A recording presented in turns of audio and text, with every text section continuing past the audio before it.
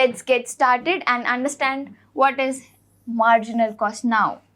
If you need a break, you can pause this video and go out for 5 minutes. I'll still be there talking, so you can pause it and then come back again. Okay? Okay. Marginal cost. It refers to addition to total cost when one more unit of output is produced. Okay? जब addition to this cost is what? जब आपका output 2 था, 3, 4, 5.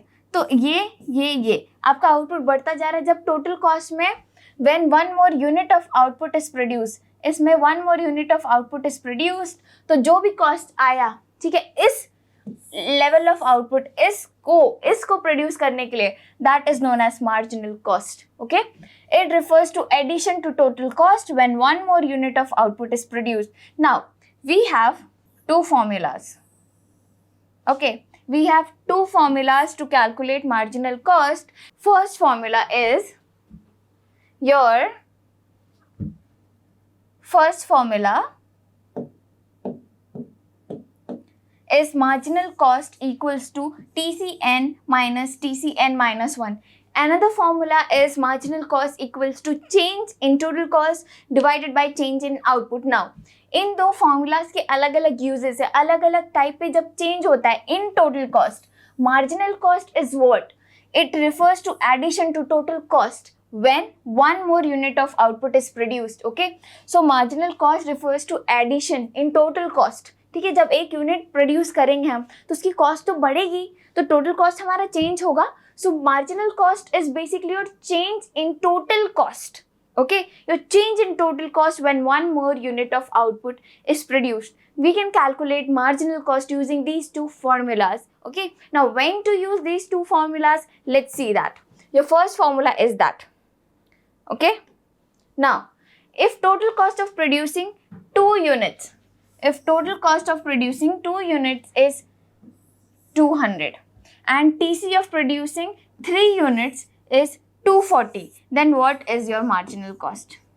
ठीक है, यहाँ पे 2 unit को produce करने के लिए कॉस्ट कितनी आ रही थी? Total cost 200. अब 2 से 3 यूनिट्स हम चले गए, तो अब ये आ रहा 240. ठीक है, ये यहाँ पे क्या हुआ? 2 to 3 हुआ, तो यहाँ पे एडिशन क्या हुआ? 1 यूनिट का.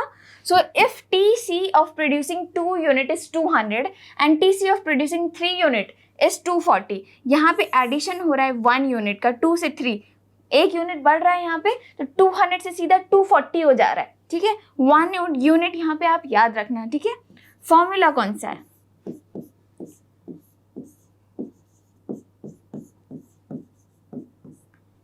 Marginal cost, total cost, TCN. बाद में ये हुआ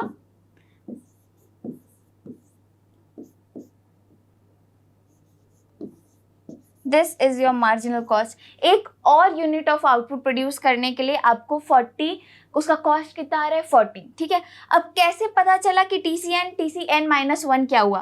तो TCN is this, TCN minus 1 is 200. Initially 200 था, तो TCN पे लगा दिया हमने. चेंज कितना हुआ? 240. तो उसको कैसे निकालेंगे हम? 200 में से 240 माइनस किया, तो मार्जिनल कॉस्ट हमारा आ गया यहाँ पे 240. चेंज जब 1 यूनिट से था, 1 यूनिट एडिशन हो रहा था, तो हमने कौन सा वाला फॉर्मूला यूज किया? We used this formula. अब नेक्स्ट देखते हैं यहाँ पे क्या हो रहा है. ठीक है,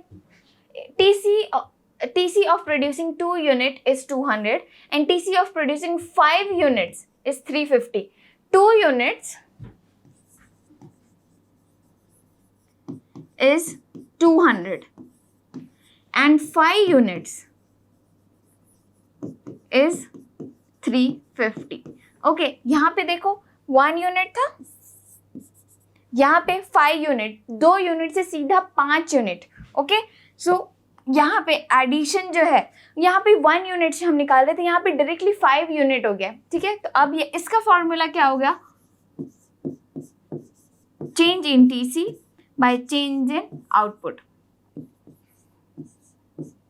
चेंज इन TC कैसे निकालेंगे हम लोग? यहाँ पे चेंज इन TC ऐसे निकलेगा. देखो, TC 350 था minus 200, change in output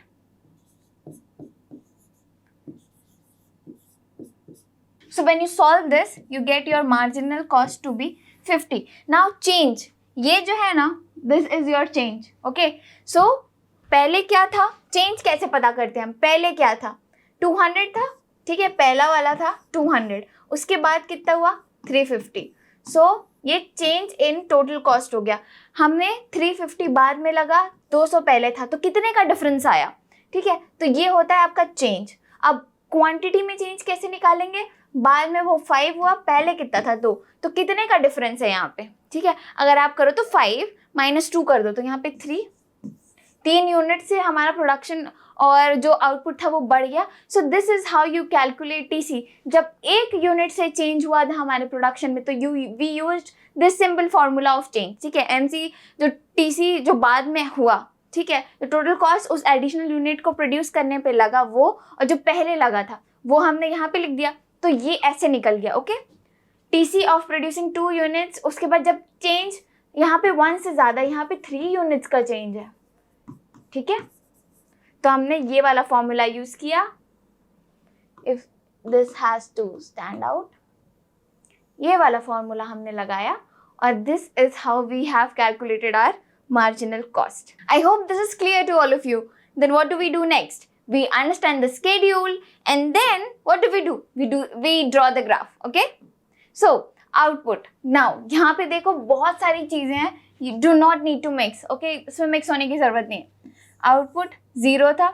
Total variable cost. Variable यहाँ लिखा है 0. Total fixed cost 12. TC कितना हुआ 12. TC का फॉर्मूला क्या है, TVC प्लस TFC, ठीक है. अगर इसे कैलकुलेट करना है तो कैसे, TC equals to total variable cost 0 था, टोटल फिक्स कॉस्ट 12, तो यहाँ पे TC कितना हुआ 12. This is how I have calculated TC here. इन दोनों को ऐड करते जाओ, you will get your TC. Okay, now MCN, this was the first formula.